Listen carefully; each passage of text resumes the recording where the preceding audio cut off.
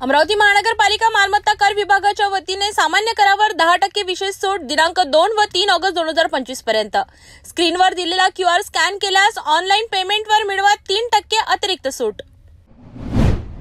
गणगण गणात बोतेचा जयघोष, टाळ मृदुकांचा गजर आणि भगव्या पताकांचा थाट। विदर्भाची पंढरी म्हणून ओळखल्या जाणाऱ्या शेगावात संत गजानन महाराजांच्या पालखीचं भव्य स्वागत झालंय। कामगार मंत्री आकाश फुंडकर यांनी वारकऱ्यांसह पालखीचं पुष्पवर्षाव करून स्वागत केलंय। पाहूया या आध्यात्मिक सोहळा। कपाळी केशरी गंध, खांद्यावर भगवी पताका, हातात टाळ मृदंग आणि मुखी श्री गजाननाचा अखंड जयघोष। अशा भक्तिभावात गजानन महाराजांची पालखी आषाढी एकादशीनंतर पंढरपूरहून परतीच्या मार्गाने पुन्हा माहेरघर शेगावकडे आली आहे। 56 वर्षांहून अधिक परंपरेला अनुसरून हा सोहळा आजही तितक्याच भक्तिभावाने पार पडतो। 750 किलोमीटरचं अंतर, 33 ठिकाणी मुक्काम आणि हजारो वारकऱ्यांचा सहभाग। गजानन महाराज पालखी वारी ही केवळ परंपरा नाही तर भक्तीचा उत्सव आहे। दरम्यान शेगाव रोडवरील सिद्धिविनायक टेक्निकल कॅम्पस येथे कामगार मंत्री ॲडव्होकेट आकाश फुंडकर यांनी पालखीचं पुष्पवर्षाव करून स्वागत केलं।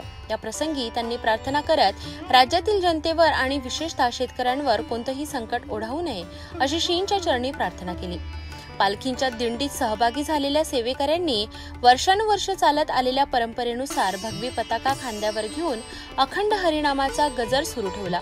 या पताका जमिनीवर लागू नयेत याची वारकरी विशेष काळजी घेत होते। गणगण गणात बोतेच्या जयघोषाने शेगावचा परिसर दणाणून गेला। टाळ मृदंगाच्या गजरात वातावरण भक्तिमय झालं होतं।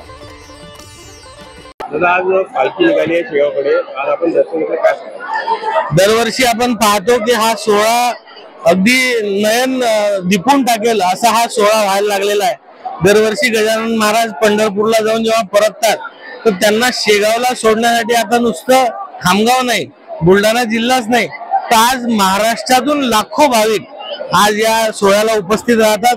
गजानन महाराजांना शेगाव पर्यंत पोहोचवण्यासाठी आज आपण पाहतोय की लाखोचा जनसागर तिथे पैदल चालतोय आणि खऱ्या अर्थानं आपण पाहू की ही गजानन महाराजांवरील भक्ती आहे।